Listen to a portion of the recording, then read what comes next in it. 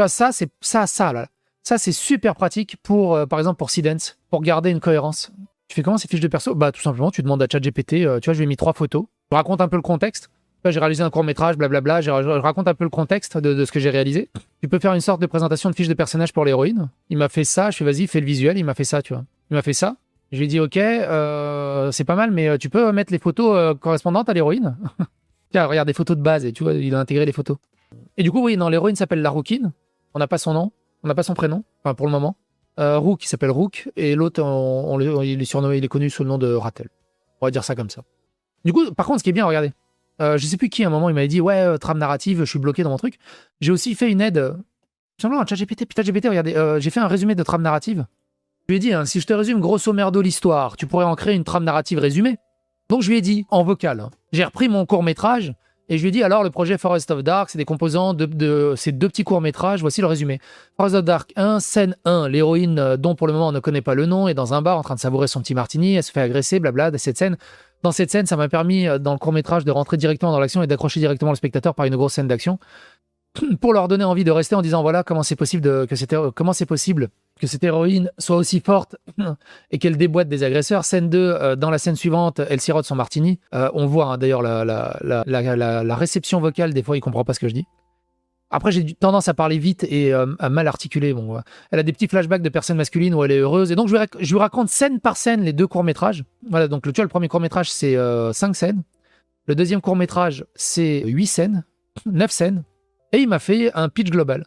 Dans un univers urbain sombre, une combattante surhumaine traque la vérité sur la disparition de son compagnon manipulé. Par un homme aux intentions ambiguës et épaulé par une brute inattendue, elle plonge dans un conflit qui la dépasse jusqu'à la révélation tragique. Et donc il a structuré les 2 courts-métrages en un seul, avec une structure en 3 actes, avec l'acte 1, l'héroïne et le mystère. Et c'est comme ça qu'il faut structurer vos récits. Comment structurer un bon récit? C'est ça. C'est avant même d'écrire l'histoire. Partez pas, je vais écrire le premier chapitre et les gros pavés et tout, et puis le deuxième chapitre, les gros... Non, structurer un bon récit, c'est faites du bullet point. Vous faites une histoire en 3 actes et vous dites, ok, acte 1, l'héroïne, le mystère. Qu'est-ce qui se passe dans l'acte 1? Une situation de base, une péripétie, une résolution. Acte 2, situation de base, péripétie, résolution. Et vous mettez dans acte 1, qu'est-ce qui se passe? Mise en situation, héroïne présentée comme ultra dominante en combat, mise en place du mystère central, pourquoi elle est aussi forte, qui est l'homme en flashback, péripétie, Rook arrive, KO antagoniste, héros gris manipulateur guide, élément déclencheur, je sais où tu pourras le trouver, qui est l'accroche de fin et qui donne son lien à l'acte 2. L'acte 2, l'alliance, la descente, construire l'équipe, monter la tension, suspicion, stratégie, première faille, formation du trio, héroïne, Rook et le héros, donc en fait qui deviendra le Ratel, parce que j'avais pas encore d'idée, c'est pas le héros mais c'est le Ratel. Mise en place du plan, première vraie faiblesse de l'héroïne, elle se fait battre, elle n'est pas invincible. C'est ça, quand vous construisez votre truc, vous faites tout un chapitrage qui tient sur une ligne, sur moins d'une ligne et moins d'une phrase, votre déroulement de votre histoire, vous réfléchissez à votre déroulement de votre histoire et uniquement à la fin, quand vous êtes content du synopsis ultra résumé de cette façon-là de votre histoire, vous partez, vous dites « Ok, on va reprendre ce passage, mise en place du plan, et t'écris ton récit là-dessus. » Et tu dis « Attends, mise en place du plan, mais du coup, attends, par rapport à cela, comment mettre au passe du plan, tu reviens à l'acte 1. Ah oui, Rook était un antagoniste, ça peut être pas mal. » Et du coup, tu dis « Ah, ça serait pas mal dans la mise en place du plan de pré-shot un truc, tu reviens dans ton premier chapitre, et tu rajoutes une ligne. » Shot d'un truc qui se passe au chapitre 2. Et après, quand tu construis ton chapitre 2, un petit peu par là, tu vas revenir sur ton chapitre 1, tu vas alors attends, faut que je fasse l'introduction des 2. Ah oui, putain, le pré-shot par rapport au chapitre 2. Et là, tu connectes les trucs. Et ton récit, il est carré. Acte 3, l'assaut et la chute, le payoff émotionnel, tragédie, épique, désespoir, héroïne, blablabla. Les forces, tu vois, il te dit, hein, les forces de ton histoire, tu vois, Hook, tu balances de l'action dès le début, trio très efficace, héroïne, émotion, Rook, puissant, charismatique, héros, mystère, manipulation. Alors évidemment, faites attention, c'est de l'IA. L'IA, c'est ton collègue que t'as en stage, que tu sous-payes, hein, parce que l'IA, ce ChatGPT, c'est 20 balles, je crois, 25 balles. Donc c'est un stagiaire que tu sous-payes. Donc forcément, il va avoir beaucoup de mal à te dire que ce que tu fais, c'est mal. Non, parce qu'il a envie de continuer à rester bosser pour toi. Parce qu'il a besoin de manger. Donc il faut faire aussi attention à tout ce qui te balance. Et garder un peu d'autocritique. Et ne pas prendre toutes les caresses dans le sens du poil pour argent comptant. Mais c'est très intéressant. Tu vois, trio efficace, héroïne, émotion, Rook, puissance, charisme, héros, mystère, manipulation. Et c'est là où je me suis rendu compte que mine de rien, dans les 3 héros que j'ai mis en place, ils ont chacun leur fonction et sont chacun un peu complémentaires, on va dire. Bonne gestion de la puissance, tu évites le piège du perso invincible. fin tragique. Les opportunités d'amélioration. Et c'est là où, mine de rien, j'ai réfléchi. Oui, voilà, c'est méthode Vogler, Campbell et tout le bazar. Mais ce que les gens ne comprennent pas, c'est que donc Vogler, Campbell, sans rentrer en détail, tout le monde la connaît. C'est le voyage initiatique du héros en 12 étapes, grosso merdo. Moi, je synthétise ça en 4 étapes. Mise en place, péripéties, élément déclencheur, péripéties, résolution et conclusion. Voilà, 4 ou 5 étapes. 4 étapes. Tu mets tes 12 étapes en 4 étapes, ou tu gardes tes 12 étapes comme tu veux, mais le truc important, c'est que d'adapter ce truc, non pas à l'intégralité du récit, évidemment l'adapter à l'intégralité du récit, mais aller en microscopie. C'est-à-dire que même si vous avez genre au chapitre 3, paragraphe 2, vous avez un dialogue entre deux gars, et ben ce dialogue entre deux gars, vous adaptez l'intégralité de Campbell-Vogler ou des trucs. Il faut qu'il y ait un élément déclencheur, une péripétie, une résolution, avant de passer à la suite. Sinon, votre dialogue ne sert à rien. Et donc, vous réadaptez la même formule à strictement tous les passages de votre récit, en fait. Il faut que quand tu zoomes, ça soit une fractale. Même quand tu zoomes, tu vois la structure qui est de la même que quand tu dézoomes, en fait. Grosso merdo, si vous comprenez ce que je veux dire. Et donc, là où c'était intéressant, mine de rien, il m'a donné des éléments, parce que je me suis dit, si je fais un Forest of Dark 3, j'ai 2-3 idées de scènes, mais je sais pas où partir narrativement. J'ai quelques idées narratives, mais je sais pas trop où partir. Et mine de rien, il m'a donné 2-3 trucs. Il m'a dit ça.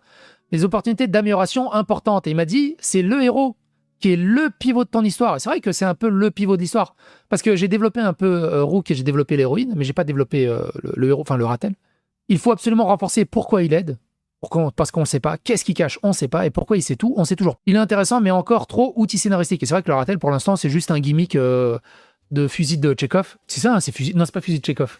C'est quoi le truc, tu sais, l'objet qui sert à rien et qu'il est là dans le scénario juste pour faire avancer le scénario. J'ai oublié le terme.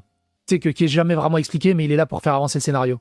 L'excuse à 2 balles pour faire avancer le scénario. Comment on l'appelle? Putain, j'ai oublié le terme. MacGuffin, merci. C'est le MacGuffin. Le Ratel, pour l'instant, c'est un MacGuffin. Et du coup, voilà, j'aimerais bien le développer là-dessus. Le compagnon, enjeu émotionnel. Et du coup, le compagnon est très bien, le compagnon de la rouquine. Plus de flashbacks, des moments marquants et plus de relations fortes. La mort fonctionne, mais peut-être encore plus dévastatrice. C'est vrai que je m'étais longtemps posé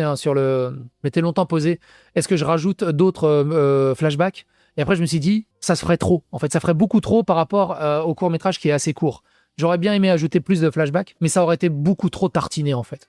La corporation, aujourd'hui, c'est un peu trop générique, c'est vrai. C'est juste que j'avais pas d'idée. Une identité visuelle forte, une raison claire, expérience, pouvoir, contrôle. Et c'est surtout ça, hein, j'ai aucune idée de quoi foutre dans cette corporation. Mais mine de rien, il m'a sorti ça. Donc le synopsis propre de mon court-métrage, il m'a dit ça. Dans une ville sombre, une combattante aux capacités hors normes affronte sans effort gangs et criminels, tout en étant hantée par le souvenir d'un homme disparu. Lorsqu'un inconnu aux intentions troubles lui révèle savoir où retrouver cet homme, elle accepte à contre-cœur de collaborer avec lui, formant une alliance fragile aux côtés de Rook, une force brute imprévisible. Mais alors que la vérité se dévoile peu à peu, leur mission les mène à une puissante corporation théâtre d'un assaut désespéré. Dans une course contre la mort, l'héroïne affronte une armée entière pour sauver celui qu'elle aime, seulement pour découvrir qu'elle arrive trop tard. Face à cette perte irréversible, elle bascule dans une vengeance froide marquant le début d'une chute dont elle ne sortira pas indemne. Je trouve que le synopsis, il est rigolo. Hein. C'est où que tu as appris toutes ces techniques de scénariste? Alors, nulle part, un peu en autodidacte. J'ai été rôliste pendant une dizaine d'années, facile. J'ai fait beaucoup de jeux de rôle. Et donc, quand tu crées des campagnes en tant que maître de jeu, moi j'étais maître de jeu de Vampire la Mascarade. Quand tu crées des campagnes de maître de jeu, tu réfléchis à ce que tes potes s'intéressent à la campagne, aient des plot twists intéressants, aient des trucs qui les intéressent. Et donc au fur et à mesure d'expérimentation, tu te dis ça va les amuser. Donc en fait tu réfléchis. Après j'ai lu beaucoup de romans, j'ai lu beaucoup de bouquins, j'ai joué à énormément de RPG, aussi bien CRPG que JRPG. Et surtout les CRPG hein, en termes de scénario. De scénarios monstrueux, c'est surtout les CRPG. Les JRPG, c'est très plan-plan, cuculapraline, à part quelques-uns. Mais surtout au rôliste, hein, je pense que c'est la question que je me pose. Ok, il se passe ça dans ton histoire, et je me dis, c'est intéressant. Tu vois, par exemple, un truc tout basique, et après, c'est que de l'expérimentation, et aussi un peu beaucoup d'improvisation. Tu vois, dans le court-métrage, à un moment, j'arrivais pas à régler un faux raccord de merde. Ça me faisait chier. J'arrivais pas à régler un faux raccord de merde, et j'avais pas envie d'user des crédits pour rien pour régler ce faux raccord. Et j'ai eu l'idée de rajouter des flashbacks. Et en fait, le flashback m'a permis de mettre une scène au milieu. Et du coup, le faux raccord, Le gros faux raccord, il est devenu quasi invisible. Et du coup, grâce à ce flashback, je me suis dit, tiens, c'est bien cette idée de flashback. Ah, tiens, c'est une bonne idée, je vais continuer là-dessus. Et du coup, ça m'a permis de développer un peu l'univers de l'héroïne et de lui donner un but de pourquoi elle se combat. À cause de ces flashbacks. Et je me suis dit, tiens, ça serait intéressant que là, ce qui s'est battu, là, dans la fin du premier court-métrage, en fait, il y a un mec qui arrive et qui dit, arrêtez de vous battre, vous voyez bien qu'elle est trop forte pour vous. On comprend que c'est ses hommes à lui. Et du coup, c'est qui ce mec? Pourquoi il est... Quoi? Et du coup, voilà que tu construis ta trame narrative comme ça. Et tu mets des petits bullet points au fur et à mesure pour construire un truc. S'il y a quelque chose qui se passe... En fait, il faut que vous arriviez à justifier le propos. C'est pour ça que... Et que ça tienne la route. C'est pour ça que tu vois, par exemple, Star Wars, la nouvelle trilogie là, avec Rey, est catastrophique. Parce que Rey, c'est une putain de Marissou invincible, avec une raison pétée du cul, très mal expliquée. Tout l'enchaînement scénaristique est complètement pété et complètement nul. Rien n'est justifié. Et surtout, un truc, moi, qui m'énerve le plus dans les jeux, alors ça peut m'arriver aussi, hein, parce que forcément, quand toi tu écris, forcément, t'as pas un regard extérieur. C'est que dans Star Wars, par exemple, à chaque fois qu'il y avait une prise de décision, je me dis, mais c'est complètement con cette décision, pourquoi ils font ça? Pourquoi ils font pas ça? Et ça, c'est une question que quand vous écrivez un récit, peu importe ce que c'est, ou quand vous construisez un truc, quand il y a une décision qui est prise, quand il y a une réplique qui est sortie, est-ce qu'elle est justifiée? Est-ce qu'elle est cohérente et est-ce qu'elle est justifiée? S'il dit ça, c'est à cause de ça. Mais du coup, s'il dit ça, c'est à cause de ça. Mais le à cause de ça, est-ce que tu veux le garder en hors-champ? Est-ce que tu veux faire un pré-shot? Une scène qui pré-shot et que tu dis, ah ok, il a réagi comme ça parce que, ok, on l'a vu dans les chapitres précédents, il est un peu comme ça. Ou alors, tu laisses volontairement le bénéfice du doute de pourquoi il a réagi comme ça, c'est bizarre. Et à ce moment-là, il faut qu'en post-shot, ça soit expliqué. Tu laisses volontairement un vide. Par exemple, dans le deuxième court-métrage, à un moment donné, il y a cette scène qui sert à rien, regarde. Je vous explique vite fait. Il y a cette scène qui sert à rien dans le court-métrage. Cette scène-là. Cette scène-là. Celle-ci, là. Hawk, on a un gros problème, j'ai besoin de toi le plus vite possible. J'arrive. Cette scène ne sert à rien. Elle n'est pas dans la trame narrative, elle n'explique rien, elle n'amène à rien, elle ne vient de nulle part. Pourquoi je l'ai mis? Tout simplement pour potentiellement préparer le terrain à d'autres rebondissements dans Forest of Dark 3. J'ai aucune idée de c'est quoi le problème grave il est super surpris et le problème est grave et j'ai aucune idée. J'en sais rien du tout. Mais je pré-shot. Je me laisse, me dis tiens, tu mets un truc là, on verra plus tard. Et du coup, si je pars sur un Forest of Dark 3, je fais putain, oui, j'ai cette scène dans Forest of Dark 2 là qui est pas expliquée. Je peux rebondir dessus pour faire une trame narrative et avoir une consistance là-dessus. Ça aussi c'est important. Des fois, vous dites, tiens, ça peut être une super idée, mais je sais pas comment la mettre en place et je sais pas comment la développer. C'est pas grave. Si l'idée vous paraît bonne, mettez-la. Vous verrez plus tard comment la relier. Et si elle se relie pas, vous la supprimez. C'est pas grave. Mais n'hésitez pas. S'il y a des trucs qui vous paraissent intéressants, mettez-le et on verra après. Donc, utilisez ChatGPT. Hein. Le synopsis, il est propre. Et tu vois, regarde, si tu veux aller plus loin, je peux t'aider à faire une suite. La trame pour une Forest of Dark 3, avec le twist sur le héros, donc le Ratel, une bible d'univers, corporation, pouvoir, j'ai une fiche de perso. Du coup, je lui ai dit, alors justement, j'ai déjà quelques idées pour la trame du 3, même si c'est pas encore au goût du jour, mais en scène pivot marquante, voici les quelques idées. Quelques idées de scène pour Forest of Dark 3, dont le début se déroule à la fin de l'épisode 2. L'héroïne se relève péniblement, toujours en larmes, mais elle n'a même pas le temps de faire ses condoléances, je sais pas comment dire condoléances, en regardant son compagnon décédé. Un énorme véhicule volant type cyberpunk arrive par l'énorme baie vitrée et commence à mitrailler toute la scène in extremis. Rook qui arrive en portant une énorme porte métallique, ou une énorme plaque métallique, qui agrippe l'héroïne et les courses se mettent à l'abri en se protégeant des balles tirées par le véhicule. Une autre scène bien plus tard, je ne sais pas à quel moment de récit pour le moment, je verrais bien l'héroïne qui se rend sur la tombe de son compagnon. En se rendant sur la tombe de son compagnon, elle aperçoit le Ratel qui était déjà sur la tombe du compagnon, en train de déposer quelque chose. Elle reste volontairement en arrière, ne comprend pas pourquoi il est aussi là, pourquoi il est présent et elle attend son départ. Il part. Tu vois, je lui parle en oral, hein, avec la détection orale. Il part, elle va auprès de la tombe et Rook la rejoint. Une petite discussion bateau s'engage, mais la finalité de la scène, c'est surtout que quelque chose que Rook dit à l'héroïne et il lui dit « J'imagine qu'il ne t'a rien dit ». Et on comprend qu'il parle du Ratel. L'héroïne est surprise. Rook hésite un peu et lui dit « C'était son frère ». Et on comprend donc que le compagnon de la Rookine, c'était le frère du Ratel. Peut-être une idée, tu vois, je balance une idée comme ça peut être intéressant. Peut-être un pivot un peu émotionnel assez fort. Une autre scène pour relancer l'histoire du traceur, il les emmènerait dans un lieu pour avoir des preuves à récupérer. L'histoire du traceur, pareil, ne sert à rien, hein, mais peut m'être utile pour la suite. Et du coup, il me reste plusieurs choses. J'aimerais trouver des idées pour rendre le Ratel, pour lui donner plus de background, essayer de comprendre pourquoi les gens ont peur de lui. et pourquoi il est toujours dans l'obscurité et plutôt flou, et une autre scène pour expliquer comment le compagnon de l'héroïne s'est retrouvé dans cette histoire.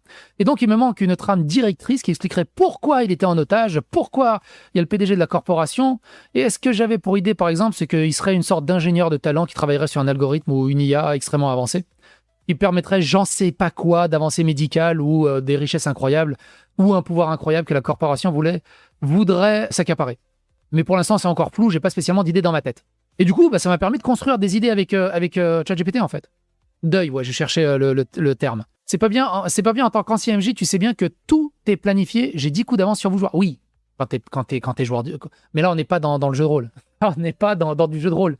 On est dans une narration fictive. C'est pour ça que j'adore le jeu de rôle, c'est parce que il faut extrêmement, on va pouvoir avoir une versatilité et s'adapter incroyablement vite aux joueurs. Et donc tu vois, il dit voilà, là t'as un vrai pivot saga. Ton 3 peut clairement faire passer Forest of Dark d'un projet à un univers marquant si tu verrouilles 3 choses. Le passé du héros, du Ratel, le rôle du compagnon et les vrais enjeux de la corporation. C'est vraiment le pivot central si un jour je fais le 3e épisode. Le pitch, après la mort de son compagnon, l'héroïne découvre que tout ce qui s'est passé était lié à un secret bien plus grand, que l'homme qui l'a guidé depuis le début lui cache une vérité personnelle et dangereuse. Et donc il m'a proposé une structure en 3 actes. La scène d'ouverture est excellente, blablabla. Tu penses que c'était fini? Non, c'est juste le niveau 1. Montrer que la corporation n'est qu'un niveau inférieur, introduire une force supérieure, militaire, élite ou autre organisation, ça peut être cool. 2. La vérité qui craque, intégration de tes idées. Le traceur, piste active, il récupère des données, il découvre dans ces données que le compagnon n'était pas juste une victime et il était la clé du système. Et là, j'ai l'idée de ce putain de traceur. Parce que je savais pas comment justifier cette idée de traceur et de cette filature. Et là, je peux relier. De manière très très cool. Et au-delà de ça, ça m'ouvre énormément de perspectives sur la suite. Sur la scène du cimetière, l'héroïne observe au loin, dépose, donc là, ça vous avez compris l'idée. Le héros frère du compagnon, trahison émotionnelle, relecture du 1 et du 2. Et du coup, c'est ça qui est cool aussi. Quand dans ton histoire, ça permet d'avoir une relecture des scènes passées qui étaient volontairement un peu floues, ça peut être cool. C'est quoi la différence entre le ratel et le tulou? Je sais pas, il y en a un, c'est un champignon. Le vrai, et donc il est là le truc. Hein. Le vrai truc, c'est réfléchir là-dessus. Le vrai rôle du compagnon, là je te propose une version très forte, cohérente de ton univers cyberpunk. Optimisation premium. Le compagnon a créé un système. Ça me plaît, hein, c'est pas mal. Hein. Il a créé une sorte d'algorithme de prédiction comportementale ou augmentation humaine. À réfléchir encore, mais l'idée est là. Hein. Concrètement, ça permet de prévoir les crimes, les décisions humaines. Ça m'intéresse pas trop le style Minority Report. Mais par contre, les possibilités d'amélioration des réflexes des capacités humaines, dans un univers cyberpunk, ça me plaît. Ça pourrait être une piste d'exploitation. Conséquence, l'héroïne pourrait être liée à ce système. Et ça pourrait me plaire. Ça pourrait justifier pourquoi elle est forte en combat. Tu vois, ça expliquerait pourquoi elle est forte en combat, énorme upgrade narratif, mais du coup, à l'insu de son plein gré. Et du coup, ça pourrait vraiment développer un truc très sympa. Le héros, comment justifier le ratel? Voici le truc qui va le rendre iconique. Il a déjà utilisé ce système, il a fait des choses moralement horribles, il est connu comme un ancien nettoyeur, ça me plaît beaucoup. Un type qui termine les missions. Phrase possible, quand il apparaît, c'est que quelqu'un va disparaître. J'aime beaucoup. Mais du coup, il va falloir toute une scène ou 2 scènes pour le passé du ratel. Ou alors, pas le passé du ratel, mais pendant que la rouquine est sur une autre scène, lui, il fait quelque chose de moralement très douteux.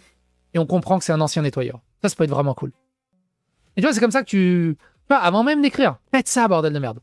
Là, tu vois, tu sais que ça, là, pourquoi le flou est craint, il faut que je l'intègre quelque part dans l'acte 2, la vérité craque. Il faut que je l'intègre quelque part dans l'acte 2.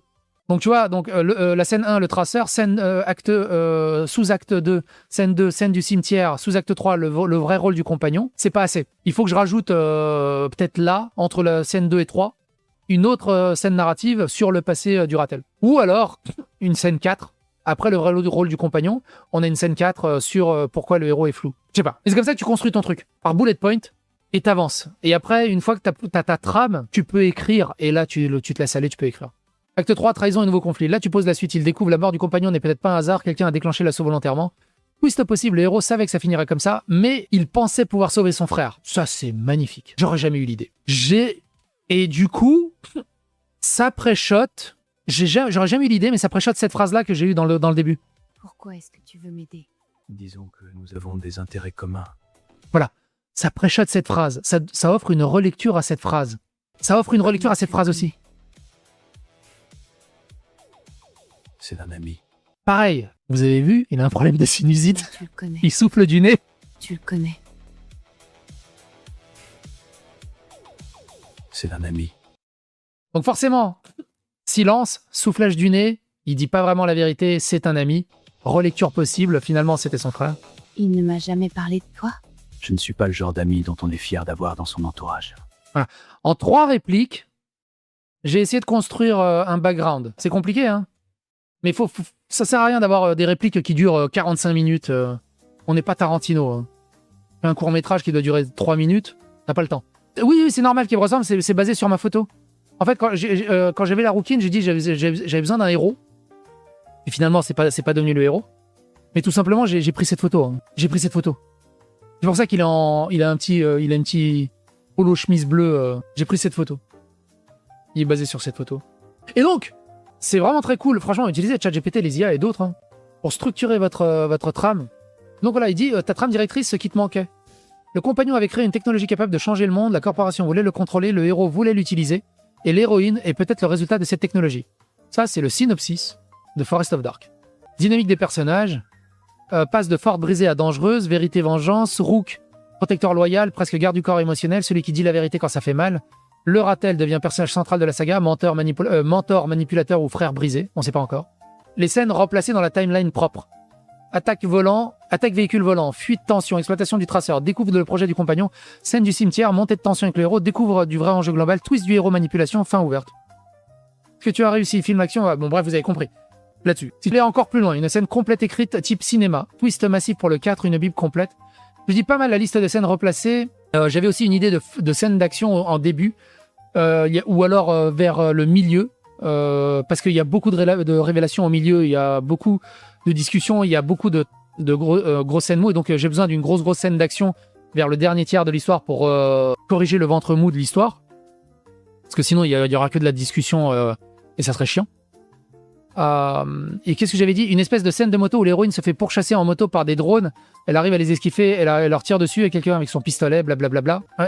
Donc elle arrive finalement vers un bâtiment, pareil, avec beaucoup de mobilisation de la part des adversaires, jusqu'à arriver au point central à la fin avec une espèce de boss, soit robot, soit homme très très fort. Pourquoi pas mettre pourquoi pas mettre Rook en difficulté pour montrer que lui aussi il est pas invincible et qu'il y aura toujours au-dessus de lui quelqu'un au-dessus de lui. L'idée que la corporation récupérerait l'algorithme pour améliorer humainement, ça pourrait être intéressant justement pour ce dernier boss, soit qu'il y ait une version encore ultra balèze qui mettra en difficulté avec une fin ouverte ou une nouvelle menace avec une fuite des héros. Et tu vois, poursuite moto, mise en scène, il me propose un truc, héroïne, esquive millimétrée, blablabla, refuge dans bâtiment, combat massif, entrée de Rook, il débarque, retourne la situation, écrase tout, classique, mais plot twist, c'est excellent que tu y penses, le boss arrive et déboîte Rook. Et du coup, ça permet de justifier aussi les histoires d'algorithmes et tout le bazar. Bon bref, vous avez compris l'idée. Un peu des idées de réflexion si un jour je fais une suite.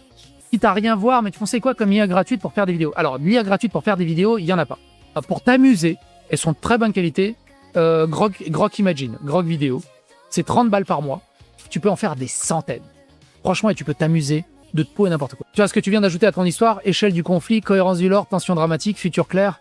Petit bonus, idée très forte, le boss hésite une demi-seconde en regardant l'héroïne. Il la reconnaît. Oh putain, ça peut être bon ça aussi. Ça peut être très bon ça, tu vois. À garder ou pas à garder. Ça peut être très intéressant. Parce que du coup, tu pourrais... Tu vois, là-dessus, tu dis, ah, putain, mais là, tu te dis, tu vois, question, pourquoi il la reconnaît? Et t'essaies de justifier ça. Pourquoi il la reconnaît? Est-ce que comme il s'est fait augmenter par l'algorithme du compagnon, le compagnon parlait de sa compagne, et que du coup, est-ce qu'il hésite parce qu'il a des remords? Est-ce qu'il hésite parce qu'il se rappelle d'un souvenir? Est-ce qu'il s'en veut? J'en sais rien. Tu peux partir dans tous les sens, en fait. Et c'est ça qui est cool. Donc c'est vraiment travaillé. Je pense qu'on est pas mal hein, pour un potentiel 3. Tu pourrais faire un résumé chapitre par chapitre. Et donc là, voilà. Et la finalité, c'est ça. Quand vous démarrez avant même l'écriture en mode romanesque, c'est ça. Objectif, reprendre violemment après le 2. Scène 1, effondrement. L'héroïne à genoux en larmes devant le corps. Silence, choc émotionnel. Scène 2, attaque brutale. Véhicule volant, mitrailleuse de la baie vitrée. Panique immédiate. Scène 3, sauvetage de Rook. Rook arrive à une plaque métallique, protège l'héroïne, fuite sous les balles. Fin du chapitre. Le monde s'effondre littéralement sous elle.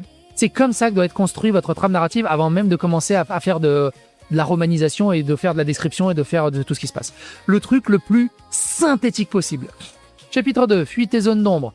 Reprendre son souffle. Scène 4, rotate, trio à l'abri, tension, silence, fatigue. Scène 5, exploitation du traceur, analyse de données récupérées, découverte, lien avec la corporation, données liées au projet. Scène 6, premier doute, l'héroïne réalise son compagnon n'était pas juste une victime, le héros les flou. Fin du chapitre. Chapitre 3, la vérité personnelle, objectif, impact émotionnel et révélation majeure. Donc scène 7, cimetière, l'héroïne observe de loin, le héros dépose quelque chose sur la tombe. Confrontation directe, il part, elle s'approche, Rook le rejoint, Rook lui fait la révélation. Le Ratel égale frère du compagnon, fin de chapitre, trahison émotionnelle. Scène 4, et tu construis comme ça ton truc. Et après tu peux dire, ah, ok, attends, dans la scène 3, oh putain j'ai une idée géniale, on va rajouter une scène 10, non, on va rajouter une scène 8.5, ici très importante. Mais du coup pour justifier ça, faut que je revienne dans le chapitre 1, pour pré-shot ça. Et mais si je reviens dans le chapitre 1, ça serait génial. Ça peut ouvrir génial un climax. Dans le chapitre 9, tu mets ton petit truc. Et après, tu regardes si tout s'allie. Et une fois que tu es content de toute ta trame narrative, tu dis, tiens, chapitre 3. Tiens, j'ai envie de faire la scène de la révélation au cimetière. Je me sens d'humeur émotionnelle aujourd'hui. Envoyez lyrique. Ah, je suis bien. Je suis très content de mes 3 pages que j'ai écrit dessus. La scène, elle est muchas gracias. Tiens, aujourd'hui, je suis plus d'aspect combatif. On va faire la scène d'action chapitre 20, Rook en difficulté. Tiens, on va faire ça. 3-4 pages d'écrit narratif là-dessus. Et tu construis ton récit comme ça par bloc. Et comme tu as déjà prévu ton truc, si ton cadre final est bon, normalement, tu es censé quasiment plus y retoucher.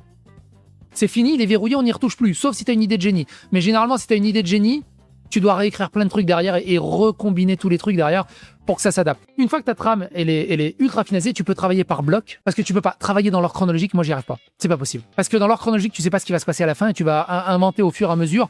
Et quand tu travailles en ordre chronologique, tu dis ah putain, je suis parti là-dessus, mais j'ai pas pré-shot cette scène. Merde, comment je vais justifier ça? Et ton récit, il est dégueulasse.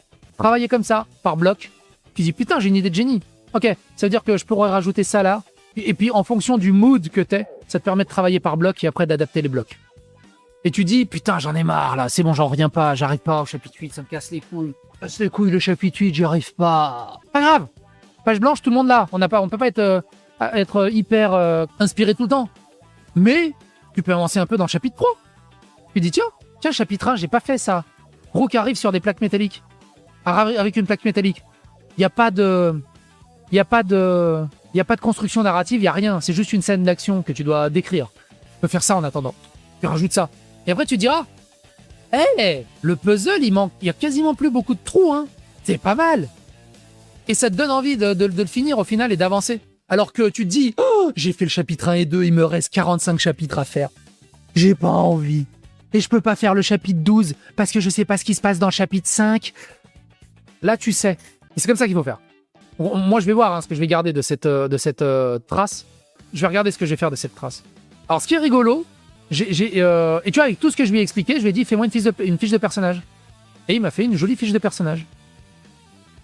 Et avec des trucs que je me serais jamais douté. Parce que ce que j'aime bien, l'équipement, tu vois, ça m'a. Pour le héros, il a mis la voiture. Du coup, tiens, il faudrait une voiture pour l'héroïne. Pour le Rook, pareil, je lui ai dit, tiens, une voiture pour Rook, ça pourrait être pas mal, une voiture pour Rook. Et du coup, ouais, comme ça, tu construis ton truc. Et c'est vraiment, vraiment chouette. Là, pour Rook, je lui ai demandé, je crois... Ah non, je lui ai demandé plus tard, je crois, une voiture. Voilà, je lui ai dit une grosse 4x4 un peu cyberpunk. Là, je trouve que la plaquette, elle est tellement sombre. Alors que, regarde, si j'augmente un tout petit peu la luminosité, regardez comment ça pète. Et tu vois, ça, je leur passe sur Higgins en upscale, et ça serait nickel, hein. Là, je lui ai demandé un 4x4 cyberpunk, et il m'a proposé ça. Et pour consolider, et tu vois, la symbolique, donc la tour, pour Rook, évidemment. Et pour consolider le truc, c'est vraiment cool, hein. Et tu vois, lui, il a proposé quoi? Ancien soldat et protecteur de haut niveau, parce que je l'ai pas lu, hein. Ancien soldat et protecteur de haut niveau et un rempart sur lesquels son équipe peut compter, peu bavard, il agit toujours avec précision et efficacité, il place la protection des siens au-dessus de tout. Sa présence est calme et imposante, rassure et dissuade à la fois. C'est vraiment, vraiment cool, hein. Loyal, protecteur, pragmatique, silencieux, force mentale. Et après, tu vois, je peux abonder ou pas abonder, je peux changer ou passer sur autre chose. En passé et motivation, ancien soldat d'élite spécialisé en protection et en mission, a perdu son unité lors d'une opération de trahison orchestrée par une corporation. Ça peut être pas mal, hein, comme background. C'est cliché, mais c'est suffisant. Si le truc, c'est que faut pas partir du truc « Ah, mais c'est cliché, c'est nul ». C'est pas parce qu'un truc est cliché que c'est forcément nul, hein. Si un truc est devenu cliché, c'est que c'était très bon, hein, à la base. C'est juste que maintenant on dit « Ah, c'est nul, c'est cliché ». C'est juste que ce cliché est amené de manière ultra dégueulasse. Mais si tu l'amènes bien, le cliché il peut être très bon, hein. J'aime bien, il propose aussi des citations. « Je ne joue pas les héros, je suis juste le mur entre eux et les monstres ». La Rockin, il la considère comme sa priorité, il veille sur elle sans hésiter et prend toutes les menaces au sérieux. Le Ratel, frère d'armes et confiance absolue, ils se comprennent sans parler. Le Ratel agit, Rook protège. Tu vois, ce que j'aime bien aussi, c'est que partez pas du principe que l'IA a dit des conneries. Partez du principe que c'est un collègue qui vous soumet des idées. Je ne suis pas là pour parler, je suis là pour tenir la ligne. Tant que je respire, ils sont en sécurité, on ne passe pas. Et quand j'ai fait donc le boulot de scénarisation avec Teddy en co-scénariste, bah, c'était un peu ma méthode de fonctionnement et ma méthode de travail. Tu vois, alors forcément, je peux pas vous montrer ce qu'on a fait, parce que c'est soumis sous NDA. Mais ce que je vous ai montré là, c'est exactement comme ça que je bossais. Et grosso merdo, on avait une réunion par semaine, sur à peu près 3 ou 4 mois, je crois. On a eu une réunion par semaine avec Teddy. Lui, il était en co-scénariste pour m'aider, parce que lui, moi je sais je sais à peu près gérer le truc, mais lui, il est vraiment bon dans la trame narrative. Et donc, en fait, il m'a tout simplement soulevé des questions, en me disant, c'est vraiment bien ce que tu as fait là dans le chapitre 4, c'est une excellente idée, mais ça vient un peu de nulle part. J'aimerais bien que tu me trouves une idée de comment amener ça. Et l'idée que tu as dans la trame 4, c'est un peu, ça va pas vraiment avec ce qui se passe dans le chapitre 6. Ok. Et on se revoit la semaine prochaine. Je dis, ok, bon, bah, j'ai fait les modifications dans la trame, par rapport à la trame 4. Ça veut dire que dans la trame 2, il y a ça qui se passe. Et ça relie exactement à ce qui se passe sur la trame 6. Mais le problème que j'ai, c'est que ce qu'on a fait entre la trame 4 et qu'on a modifié sur le chapitre 2 et le chapitre 6, ce qui se passe au chapitre 8 et dans le chapitre 1, ça va plus. Et j'ai pas d'idée. Et du coup, on en discutait comme ça. Et on a mis à peu près, je crois, 3 mois à finaliser la trame narrative. Et à la fin, on était très contents. Et c'est que une fois que la trame narrative était terminée, qui faisait donc du coup 3 pages, hein, la trame narrative, elle faisait 3 pages, que j'ai commencé à écrire le scénario. Et le scénario, j'ai écrit, je crois que c'était 46 pages, j'ai fait le scénario. 46 pages, je crois, de mémoire. Et une fois que le scénario était écrit, pareil, on fonctionnait en bloc. Je fais, les gars, j'ai avancé sur chapitre 4, j'aimerais bien savoir ce que vous en pensez. Et eux, après, dans la semaine, ils m'expliquaient, donc ils récupéraient le scénario et ils mettaient en rouge et en bleu leurs commentaires. Et moi, je réadaptais en fonction de leurs commentaires. Donc des fois, j'étais d'accord avec eux et je remodifiais par rapport à leurs commentaires. Des fois, je disais, non, je modifie pas, il faut que ça soit comme ça et je maintiens qu'il faut que ça soit comme ça. Et il me dit, d'accord, ok, donc c'est ta vision, ça te tient à mort. Et ça que j'aime bien avec Teddy, c'est qu'il comprend d'un projet qui n'est jamais sorti, et peut-être qu'il sortira un jour, je sais pas.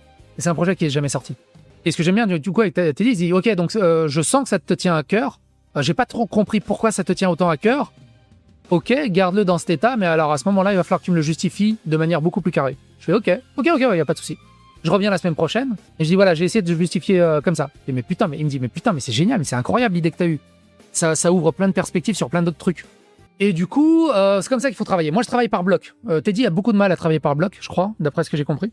Et il aimait bien ma façon de travailler par bloc. Parce qu'en fait, du coup, ça permettait de... Tu sais, à un moment, on était là, je fais putain, sur ce chapitre-là, j'ai pas d'idée et la situation avance pas. Je fais ok, c'est pas grave, on n'avance pas, on verra ça plus tard dans 2 ou 3 semaines. On va avancer sur ce chapitre-là. Et on avance comme ça. Ouais, c'était un projet de BD à 2. Ouais. C'est pas à l'abandon, c'est juste que ça avance pas pour l'instant. Et voilà. Mais c'était vraiment cool. Hein. Pendant 5-6 mois, on a bossé toutes les semaines, en réunion toutes les semaines. C'est vraiment cool. Bref. Voilà comment faire une bonne histoire et comment faire une trame scénaristique. C'est extrêmement simple. Avec 3-4 questions. Et cette trame narrative, j'essaie de l'expliquer avec ma fille. Ma fille, elle fait des fois, pour l'école, elle a des devoirs où elle doit écrire des petites histoires. Trame narrative. Parce que des fois, elle m'écrit une histoire. Je dis, mais ton histoire, elle ressemble à rien, là. Trame narrative. Mise en situation, élément déclencheur, péripétie, climax ou résolution, ou twist, résolution, conclusion. Explique ce qui se passe. Le héros fait ci, qu'est-ce qui déclenche la péripétie? Je lui dis, qu'est-ce qui déclenche la péripétie? Bah, je sais pas, il rencontre une banane magique. Bah, c'est très bien. Au début, elle pensait elle fait, il rencontre une banane magique. Et moi, je suis ultra sérieux. Bah, c'est très bien, ça, c'est très bien. Mais moi, j'ai dit ça comme ça, comme une connerie. Non, vas-y. Mais, il rencontre une banane magique. Ok, qu'est-ce qui se passe après? Bah, je sais pas. Qu'est-ce qui se passe après? Qu'est-ce qui déclenche la péripétie? Bah, la banane magique, elle lui dit que, ok, vas-y, mets-le. La banane magique lui dit que, ok, c'est quoi la problématique qu'ils rencontrent? Bah, à un moment, en fait, ils se font attaquer. Bah, c'est bien, écris tout ça. Elle a fait donc une checklist. Le héros rencontre une banane magique. La banane magique met le héros dans la merde. Il tombe dans un labyrinthe avec des champignons et un caca en peluche qui vient leur parler. La résolution, c'est une licorne qui vient les aider. Ok, t'as ta trame. Maintenant, ce que je veux, c'est 15 à 20 lignes sous chaque bullet point où tu racontes l'histoire. Et d'un coup, son histoire qui n'avait ni queue ni tête et qui partait d'une connerie absolue, bon, on dirait une petite histoire tu sais, qu'on lit à des enfants un peu de manière rigolote, à des enfants en bas âge avant qu'ils s'endorment. Tu sais, les histoires de chaussettes magiques qui sortent des tiroirs, et ça passe. Et en fait, avec ça, tu peux construire une histoire sur n'importe quoi, très facilement. Et il n'y a pas de bonne ou de mauvaise histoire. Faut juste qu'elle soit bien construite. Tu peux parler de tout et n'importe quoi. Faut juste que ça soit bien construit. C'est tout. Ça, normalement, on le voit à l'école. Moi, j'ai jamais vu l'école qui t'explique comment construire une bonne histoire. Comment expliquer, avoir une trame narrative. Très facile. Et avec ça, c'est très facile. Donc, n'hésitez pas. Vous écrivez des romans et tout, surtout maintenant avec ChatGPT. Alors, il y a des IA qui sont spécialisées dans les romans et tout le bazar. Moi, j'utilise par ChatGPT ou Grok par convenance. N'ayez pas peur. Voyez-le comme un stagiaire sous-payé. Point. Et tu dis, ouais, mais regarde, l'IA, il fait de la merde. C'est pas ce que j'ai demandé. C'est normal. Tu la sous-payes. Ton stagiaire aussi, il fera de la merde. Mais de temps en temps, il te donnera des idées. Faites-vous plaisir. Ah tiens, pour terminer là-dessus. On va terminer là-dessus. Que j'ai testé du coup, vite fait. J'ai testé vite fait. J'ai essayé de romaniser, voir un peu ce qu'on sent. Alors j'ai testé vite fait en BD, voir ce que ça donne. Alors c'est pareil, il le fait c'est tellement obscur. J'ai essayé en BD. Il y a de l'idée. En fait, il y a de l'idée, il y a du potentiel. Mais la problématique est que... Vous savez comment c'est obscur. La problématique est que c'est trop de boulot. Ça serait beaucoup trop de boulot. Il y a de l'idée, hein. Il y a vraiment de l'idée. Regardez, juste, je fais ça et j'éclaircis. Regardez comment ça rend bien. Regardez comment ça rend bien. J'ai juste demandé à ChatGPT, ok, tu vois la scène là dans le bar, tu peux m'en faire une BD? Tester. Regardez comment ça rend bien, quoi. Et il m'a fait ça. De retour au bar, trop calme ce soir. Donc ça c'est roux. Regardez, qui en a là? Toute seule, la belle. Vous devriez vous calmer. Ferme ta gueule, poupée, on va s'occuper de toi. Elle termine son verre. Pose son verre avec calme. Sa main disparaît sous le comptoir et réapparaît immédiatement. Je vous ai dit de vous calmer. Ok, on se calme, c'est pas la peine. T'as de la chance aujourd'hui, ma belle. Ouais, vraiment de la chance. Il recule et disparaît dans la foule. Il y a de l'idée, hein. Mais par contre, ça serait trop de boulot. Ça serait trop de boulot. Il y a vraiment de l'idée, mais ça serait trop de boulot. Parce que il y a des problèmes d'IA, il y a des problèmes de cohérence, il y a des problèmes de tout ça. L'idée est pas mal. Je pourrais m'en sortir, c'est de récupérer le découpage et limite refaire image par image avec ChatGPT jusqu'à obtenir un truc intéressant. C'est trop de boulot. Ça serait beaucoup trop de boulot. J'ai pas envie de le faire. Du coup, ce que j'ai essayé aussi, j'ai essayé de romaniser. Je me dis, tiens, et en roman, ça donne quoi? Alors attends, faut que je le retrouve. C'est là. J'ai essayé en roman, voir ce que ça donne. Alors j'ai essayé plusieurs trucs. Hein. Alors, au début, il m'a sorti ça. Et tu peux l'écrire comme un roman de cyberpunk. Le verre était froid entre ses doigts. Un martini trop propre pour un endroit comme celui-ci. Le genre de détail qui tranchait avec tout le reste. Les néons fatigués, le mur imbibé d'alcool. Et les conversations qui mourraient avant d'avoir commencé. Elle le tournait légèrement, observant le liquide rouge attraper la lumière. Ses yeux, eux, ne regardaient pas vraiment le verre. 4, dit-elle. Sa voix était calme, plate, presque détachée.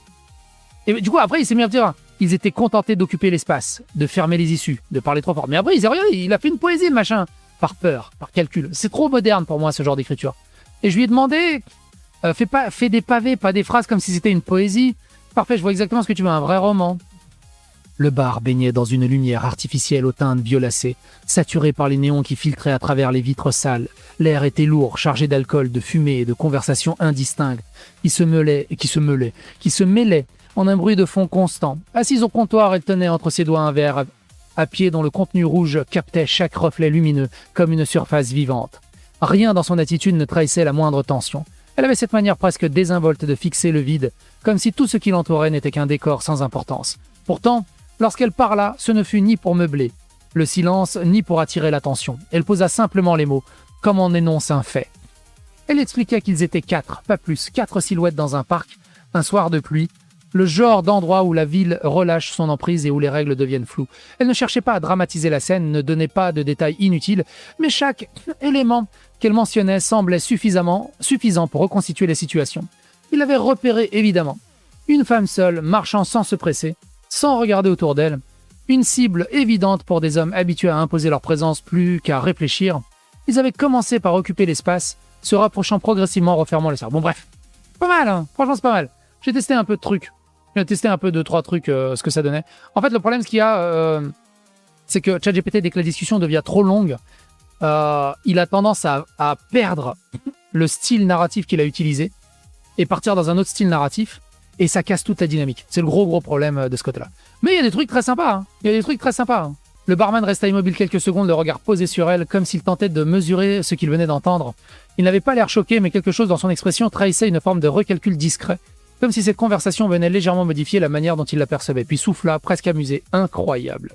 Les néons continuaient de vibrer dans le regard vide, et pendant un instant, son regard se perdit dans le reflet, comme si quelque chose au fond d'elle venait de s'exprimer, sans qu'elle cherche réellement à le retenir. C'est vraiment cool, hein. Il y a une bonne petite vibe, hein. Après, tu le fais à ta sauce, et ça marche, hein. Tu vois, je lui mets 2-3 photos, et je lui explique la scène 2. Ouais, flashback, blablabla, héroïne, blablabla. Le verre n'était plus qu'à moitié plein lorsqu'elle porta de nouveau, le porta à nouveau à ses lèvres. Le liquide avait légèrement tiédi, mais elle ne semblait pas s'en soucier. Elle buvait lentement, presque mécaniquement, les yeux perdus dans le reflet mouvant des néons qui se brisaient à la surface du martini. Autour d'elle, le bar continuait de vivre à son rythme, habituel, indifférent à tout ce qu'il venait de se dire quelques instants plus tôt. Les conversations reprenaient, le verre s'entrechoquait, et pourtant, quelque chose en elle s'était déjà éloigné. Ce n'était pas une pensée claire, plutôt une sensation, une image, un souvenir. Il apparut sans prévenir, comme une interférence dans un flux parfaitement stable. Un instant simple, presque banal, mais chargé d'une chaleur qui tranchait violemment avec le reste. Elle se revit, plus légère, plus ouverte, ses bras autour d'un homme dont le visage restait flou, comme s'il appartenait à un espace que son esprit refusait encore de dévoiler complètement. Elle riait, cette fois sans retenue, sans calcul. Il y avait dans ce souvenir quelque chose de sincère, de profondément humain, qui semblait presque incompatible avec ce qu'elle était devenue. Ses doigts se resserraient légèrement autour du verre. Le souvenir ne dura qu'un instant, mais il laissa une trace, une fissure minuscule dans le masque parfaitement maîtrisé qu'elle portait depuis le début. Lorsqu'elle revint à elle, un léger sourire flottait, encore sur ses lèvres. Pas le même que tout à l'heure, celui-ci était plus doux, plus fragile. Presque involontaire, vous vous souvenez, hein, c'est la scène du bar où Yarouk qui l'interpelle. C'est à ce moment précis que le bruit éclata. Une chaise racla violemment le sol, un verre se brisa, les voix montèrent d'un cran brutal, désorganisé. 2 hommes venaient de s'empoigner à quelques mètres d'elle, renversant au passage une partie du comptoir. Le bar, qui quelques secondes plus tôt baignait dans une routine presque apaisante, se tendit instantanément. Elle ne sursauta pas, elle tourna simplement la tête. Son regard glissa sur la scène avec une lenteur presque calculée, analysant sans s'attarder. L'une des deux était massif, imposant, une silhouette brute, taillée pour la confrontation. Ses cheveux roux, dressés en crête, accrochaient la lumière, et une lueur artificielle émanait de ses yeux, trahissant une modification évidente. L'autre, plus classique, compensé par une tension nerveuse, prêt à frapper, mais déjà en déséquilibre. Elle soupira à peine. « Calmez-vous un peu ». Sa voix n'était ni forte ni agressive, elle n'avait pas besoin de l'être. Les 2 hommes s'arrêtèrent un court instant, surpris moins par les mots que par le ton. Puis le plus massif tourna lentement la tête vers elle. Son regard s'arrêta sur la rouquine. Un sourire mauvais étirant ses traits. « Tu fermes ta gueule, la rouquine, ou je te démonte !» Le silence retomba autour d'eux, comme si le reste du bar venait instinctivement de reculer d'un pas. Elle ne répondit pas tout de suite.